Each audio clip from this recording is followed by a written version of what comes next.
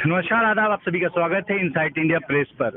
इस वक्त हमें बिहार में चुनावी रंग अपने जोर शोर पर है और इस चुनावी रंग में एक नई पार्टी है जिसका रंग गुलाबी है।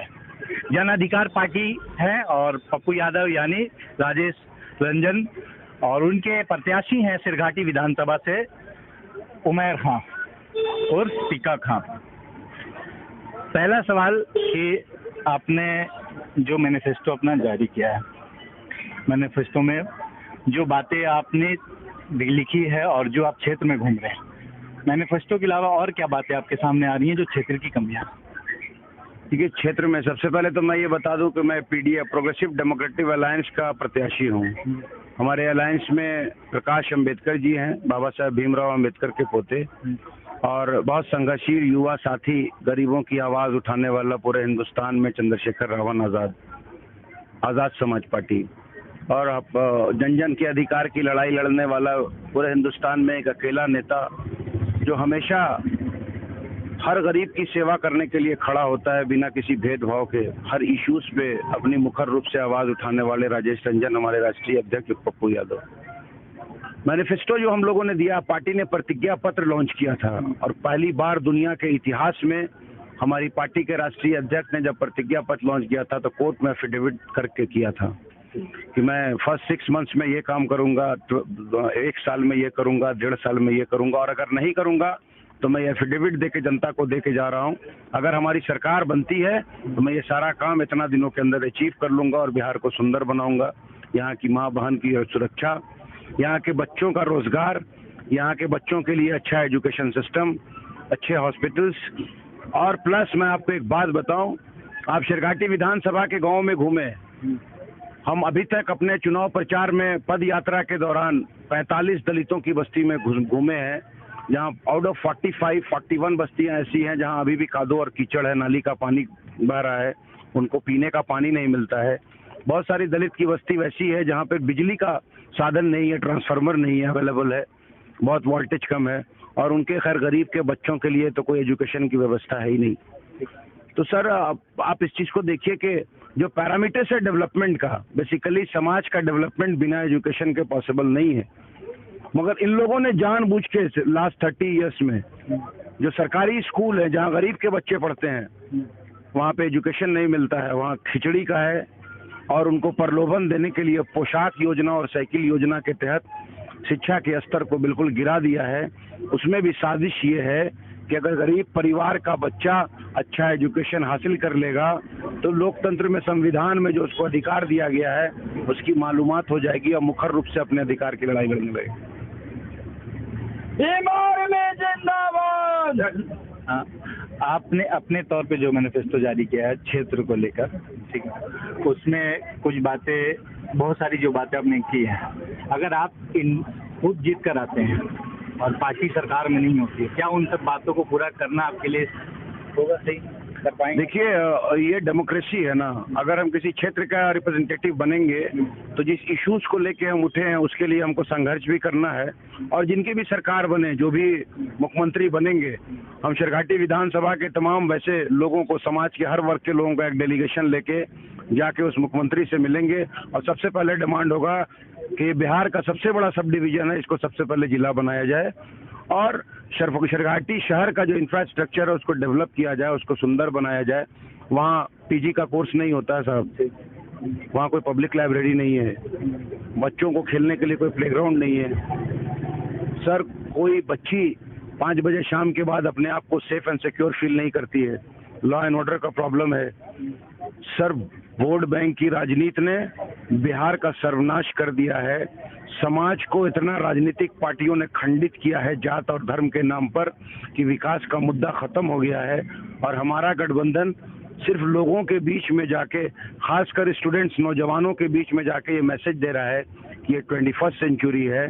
21st सेंचुरी में इस नैरेटिव को सिर्फ खत्म कर सकता है तो युवा खत्म कर सकता है, जो पढ़ा लिखा तबका है, कि कास्ट और धर्म के नैरेटिव को खत्म करके डेवलपमेंट के इशू पर लाएं, जिसमें एजुकेशन हो, हेल्थ हो, इंफ्रास्ट्रक्चर का डेवलपमेंट हो, और यहाँ के बच्चे को, यहाँ के लिए कोई प्रोफेशनल कॉलेजेस खोला जाए, कोई इंजीनियरिंग कॉलेज खुले। भैया NH2 पर है, शेरघाटी सब डिवीजन। कनेक्टिविटी की तो कोई प्रॉब्लम है नहीं। बुद्धा सर्किट पे है, बनारस से लोग बोधगया आते हैं बाय रोड सर, उनके लिए कोई हॉस्पिटैलिटी नहीं है, उनके रिफ्रेशमेंट की कोई जगह नहीं है, कोई विजन सरकार के पास नहीं है। अगर उस तरह से इंफ्रास्ट्रक्चर को डेवलप करे ना तो यहाँ के जो अनएम्प्लॉयड पढ़े लिखे बच्चे हैं उनको रोजगार, ये जो मक्का ऑफ बुद्धिज्म कहा जाता है बोधगया, 26 कंट्री के लोग आते हैं। अगर विजन हो तो यहीं पे रोजगार क्रिएट किया जा सकता है। आपके सामने दो मजबूत प्रत्याशी हैं, एक तो जेडीयू से हैं, अच्छे खासे वोट से जीते थे, और मंजू यादव है आरजेडी से, वो भी इंडिपेंडेंट होकर अच्छा खासा वोट लाई थी। आपके लिए दोनों चुनौती कितनी बड़ी है, और जब एलजेपी में जो प्रत्याशी चले गए हैं हमके उनके साथ? सर मैं इसमें चुनौती नहीं मानता, इसलिए कि मालिक जनता है। मैं तो बोलता हूँ आपको, आप लोकतंत्र के चौथे स्तंभ हैं। मैंने तो बोला कि सब डिवीजन हेडक्वार्टर की ये सीट है असेंबली की। 10 साल से वर्तमान विधायक विनोद यादव जी हैं। मैं कहता हूं कि एक मंच सजाइए ना रंगलाल में, और तमाम वैसे प्रत्याशियों को खड़ा कर दीजिए। उनसे पूछिए कि आप चुनाव किस लिए लड़ रहे हैं, आपका उद्देश्य क्या है, खुद के विकास के लिए या जनता के विकास के लिए, खुद की फैमिली के विकास के लिए या लोगों के विकास के लिए। बच्चों के एजुकेशन के बारे में कोई विजन है? स्कूल में एजुकेशन का स्टैंडर्ड जो गिरा हुआ उसके बारे में कोई विजन है? गरीब परिवार का सदस्य मौलिक अधिकार है साहब संविधान में। सरकार को सुनिश्चित कराना है कि गरीब परिवार जिसके पास पैसा नहीं है उसकी बेहतर इलाज हो। सर है कुछ बिहार में? तो कोई कंपटीशन नहीं है। कंपटीशन इसलिए नहीं है कि गरीब दलित और पढ़ा लिखा तबका बिल्कुल जाग चुका है, और पप्पू के संघर्ष को सब लोग याद कर रहा है और बोलता है कि यही ईमानदार गठबंधन है जिसमें चंद्रशेखर रावण आजाद और पप्पू यादव हैं, और बिल्कुल नई क्रांति होगी। और मुझे इस बात का पूर्ण विश्वास है कि शेरघाटी से चुनाव यहाँ की जनता का समर्थन मिलेगा, और अगर मैं यहाँ का प्रतिनिधि चुना गया तो 5 साल से ईमानदारी से निष्पक्ष होकर सबका सेवक बन के यहाँ पे काम करूंगा।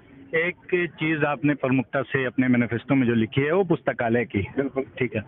पुस्तकालय अगर सरकार के लेवल पे खस्ता हाल है सभी जगह, और सरकार के लेवल पे अगर नहीं बनता है तो क्या आप अपने फंड से पुस्तकालय के अरेंजमेंट करवाएंगे? सर ये तो प्रोविजन है, आपका विधायक लैट का पैसा होता है ना, अगर उस लैट का 1 साल का 50% पैसा आप लगा देंगे, सीओ से बोलेंगे कि गवर्नमेंट की जमीन को अधिकृत करके दीजिए, सब डिवीजन में एक सुंदर पुस्तकालय बना देंगे, अपने पैसे से तमाम कॉम्पिटिटिव एग्जामिनेशंस की बुक्स अवेलेबल करा देंगे।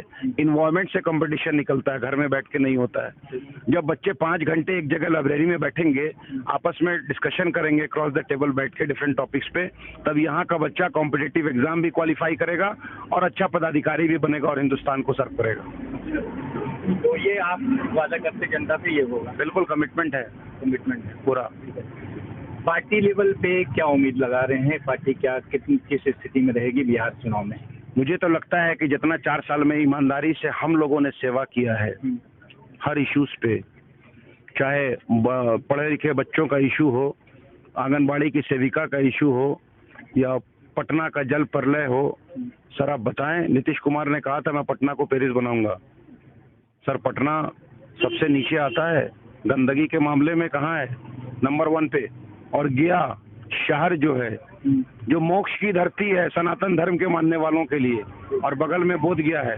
2 लाख की आबादी में सबसे गंदा शहर, और 10 लाख की आबादी में पटना सबसे गंदा शहर। क्या डेवलपमेंट? जब कैपिटल का ये हाल है तो ग्रामीण एरिया का क्या होगा? इसी से आप समझ लीजिए क्या हाल है। पप्पू यादव का एक चेहरा काफी चला, और उनके चेहरे पे भी बहुत ज्यादा वोट पड़ेगा, आपके चेहरे पे भी।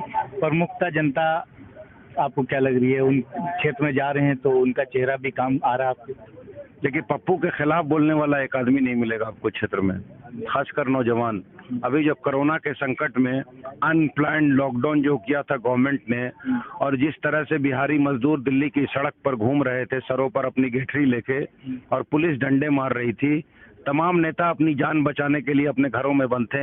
अकेला पप्पू अपने परिवार को छोड़ के दिल्ली की सड़क पर गरीबों की मदद कर रहा था, और बिहार के मजदूरों को भेजने के लिए 1000 बसों का इंतजाम करवा के बिहार भेजा। कोटा से पढ़े लिखे बच्चे जब वहां से अपने फेसबुक से बच्चियां लाइव करने लगी, यहाँ की सरकार से आह्वान किया कि मुझे मेरे घर बुलवा लीजिए लॉकडाउन में, तो यहाँ के डिप्टी सीएम ने कहा था कि हमारे पास संसाधन नहीं है। पता कर लीजिए साहब, 2 करोड़ कुछ लाख रुपए जमा करके रेल को स्पेशल ट्रेन चलवा के कोटा में बिहारी बच्चों को जो पढ़ रहे थे उनको बिहार मंगवाया पप्पू यादव ने।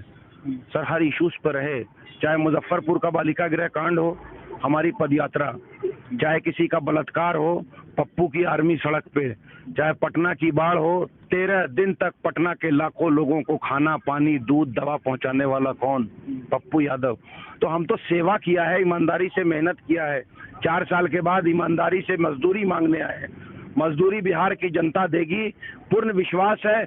और जब अपने संसाधन से इतना कर सकते हैं, अब पप्पू की सरकार जब बनेगी तो बेहतर बिहार बनेगा, सशक्त बिहार बनेगा, बिहारियों का सर जो है वो गर्व से और सम्मान से ऊपर उठेगा, ये हम लोगों का वादा है। और मुझे लगता है इस मर्तबा जनता का साइलेंट वोट जो है पप्पू के पक्ष में जाएगा। एक आखिरी सवाल, पप्पू यादव का अभी तक स्टैंड क्लियर नहीं है। अगर उनको किसी से गठबंधन करना पड़े, समर्थन देना पड़ेगा या तो किधर जाएंगे? सर हमारा कई लोगों को शक है कि अगर भाजपा से मिला लेते हैं हाथ तो फिर।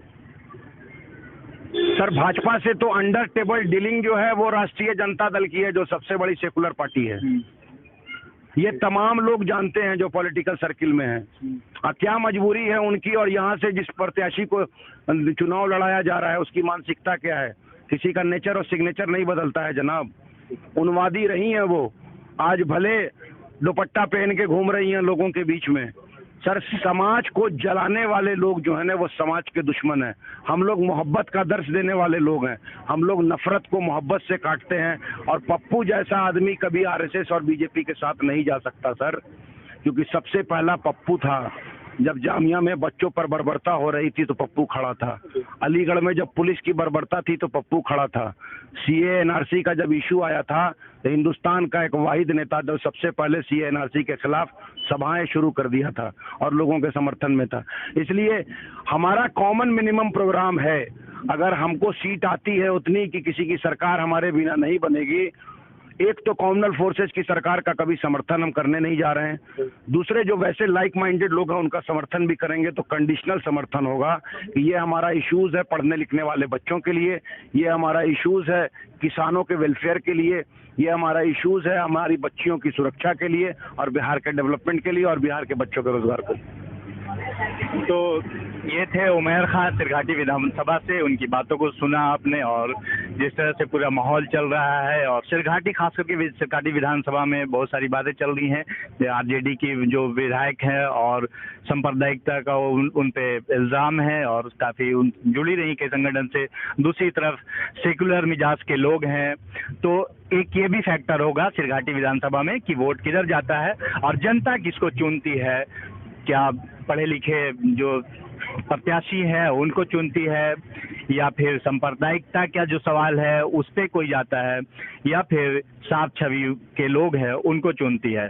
तो ये आने वाला जो दिन होगा वो 28 तारीख को जनता डिसाइड करेगी और फिर जो रिजल्ट आएगा वो आपके सबके सामने होगा। बहुत बहुत शुक्रिया हमसे बात करने के लिए। आप बने रहे इनसाइट इंडिया प्रेस के साथ।